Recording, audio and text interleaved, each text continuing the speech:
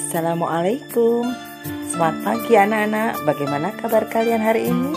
Semoga kalian senantiasa sehat. Jangan lupa giat sholat 5 waktu dan PHBS agar imun kalian luar biasa. Siapkan semangat kamu karena hari ini kita akan belajar dengan senang hati. Jangan lupa sebelum kita belajar, awali dengan bacaan basmalah bersama-sama. Bismillahirrahmanirrahim.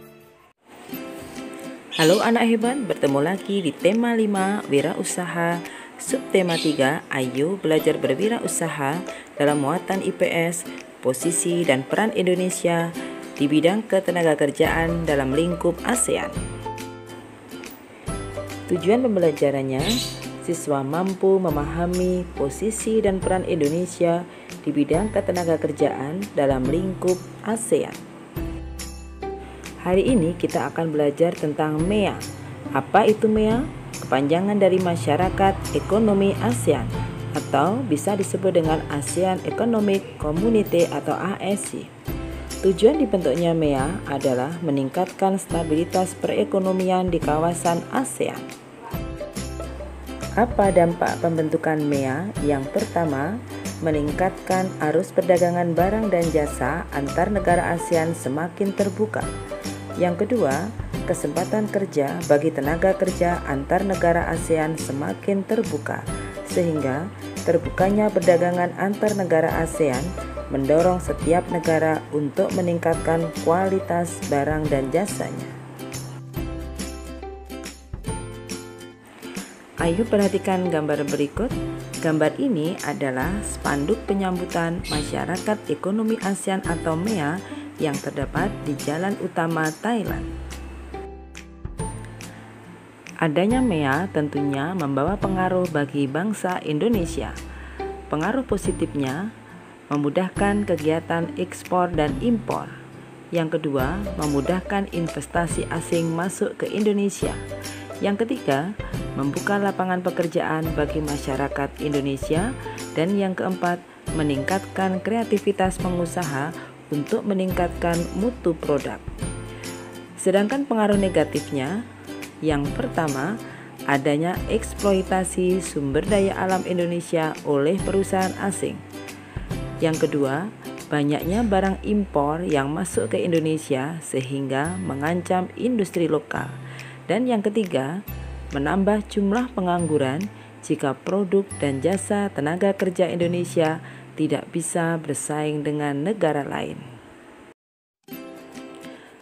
Adanya dampak positif dan negatif dari pembentukan MEA, tentunya pemerintah Indonesia akan mengambil langkah-langkah strategis untuk menghadapi MEA. Yang pertama, penguatan daya saing ekonomi.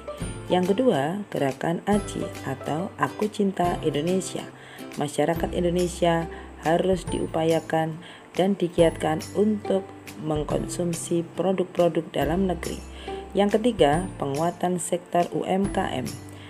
UMKM adalah usaha mikro, kecil, dan menengah, diharapkan mampu untuk meningkatkan ekonomi di segala bidang yang berdampak pada peningkatan pendapatan negara. Yang keempat adalah perbaikan infrastruktur. Infrastruktur adalah semua fasilitas yang mendukung kegiatan perekonomian masyarakat Indonesia seperti jalan raya, pelabuhan, bandara udara, telekom, air bersih, rumah sakit, sekolah, dan sebagainya. Dan yang kelima adalah peningkatan kualitas sumber daya manusia atau SDM. Kualitas SDM sangat penting untuk disiapkan agar mampu bersaing dengan kegiatan ekonomi negara ASEAN. Berbicara masalah kualitas sumber daya manusia, tentunya kita harus tahu permasalahan tenaga kerja Indonesia dalam menghadapi MEA. Kondisi tenaga kerja Indonesia yang pertama, jumlah pengangguran terselubung masih banyak. Yang kedua, ketersediaan wirausahawan baru masih rendah. Yang ketiga, tenaga kerja di Indonesia didominasi oleh tenaga kerja tak terdidik. Yang keempat, jumlah pengangguran tenaga kerja terdidik meningkat.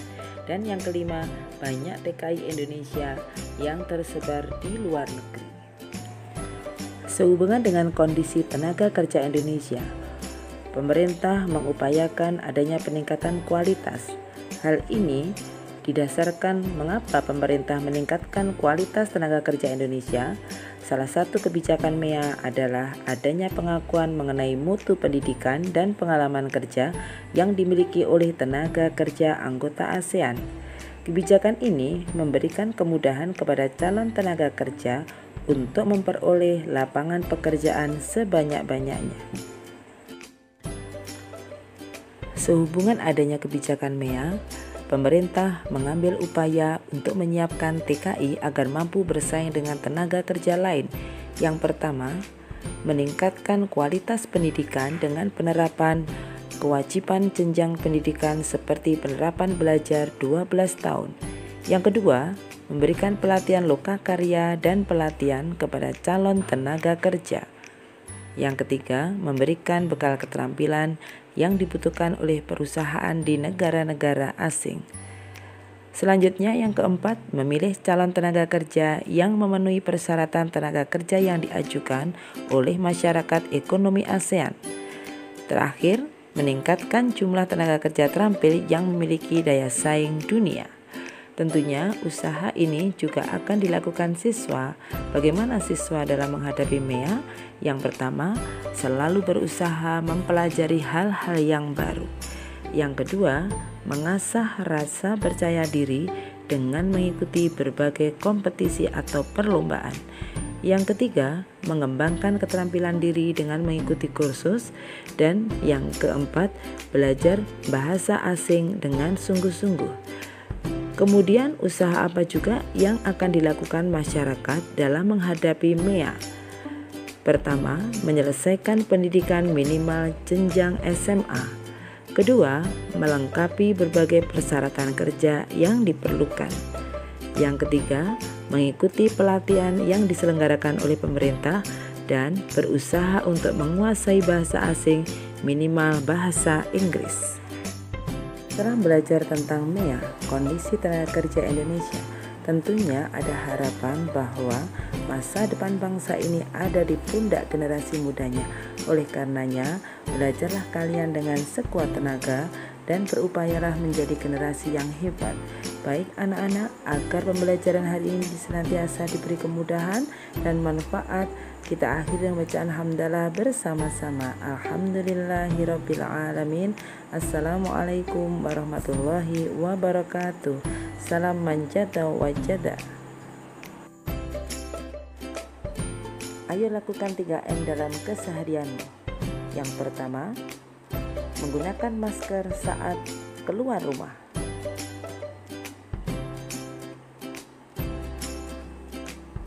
Yang kedua, mencuci tangan memakai sabun dengan air yang mengalir.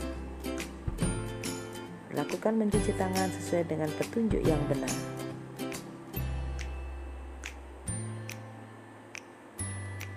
Dan yang ketiga, menjaga jarak atau physical distancing.